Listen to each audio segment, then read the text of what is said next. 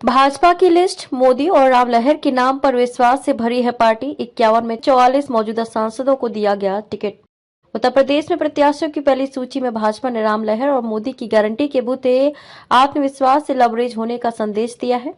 Party ने 51 प्रत्याशियों में 44 मौजूदा सांसदों को टिकट देकर ये भी संदेश देने की कोशिश की है कि मोदी सरकार के खिलाफ कोई सत्ता विरोधी लहर नहीं है। करीब एक वर्ष पहले भाजपा ने जब लोकसभा चुनाव के लिए पहले दौर का सर्वे शुरू कराया था, तब सर्वे में पार्टी की 30 से 40% मौजूदा सांसदों की रिपोर्ट नकारात्मक आई थी।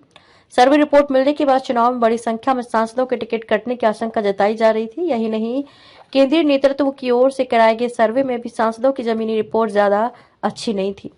उसके बाद मध्य प्रदेश, राजस्थान, छत्तीसगढ़ सहित 5 राज्यों के चुनाव में प्रधानमंत्री नरेंद्र मोदी ने मोदी की गारंटी का नारा दिया। राशन से लेकर आवास, सड़क से सुरक्षा और रोजगार से इलाज तक मोदी की गारंटी के नाम पर उत्तर से दक्षिण तक और पूर्व से पश्चिम तक युवाओं, महिलाओं, किसानों और गरीबों को साधने का अभियान शुरू हुआ। 22 जनवरी को अयोध्या में श्री राम जन्मभूमि मंदिर में रामलला की प्राण प्रतिष्ठा से पूरे देश में राम लहर चली। उत्तर प्रदेश में तो खासतौर पर भाजपा के पक्ष में माहौल बनना शुरू हुआ। उधर आरएसएस, भाजपा और संघ के सभी अनुषांगिक संगठनों ने भी इस लहर को चुनाव तक बनाए रखने की योजना पर काम शुरू किया। पार्टी को तीसरे दौर के सर्वे में मोदी की गारंटी और राम लहर का घर घर तक आभास हो गया।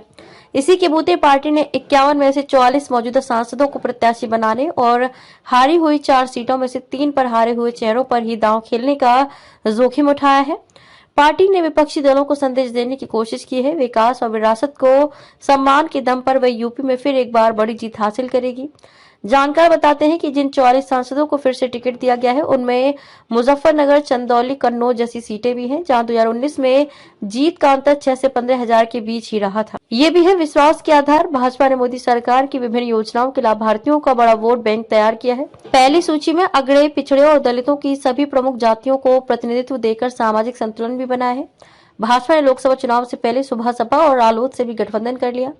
बसपा सुप्रीमो मायावती लोकसभा चुनाव अपने दम पर लड़ने की घोषणा कर चुकी है।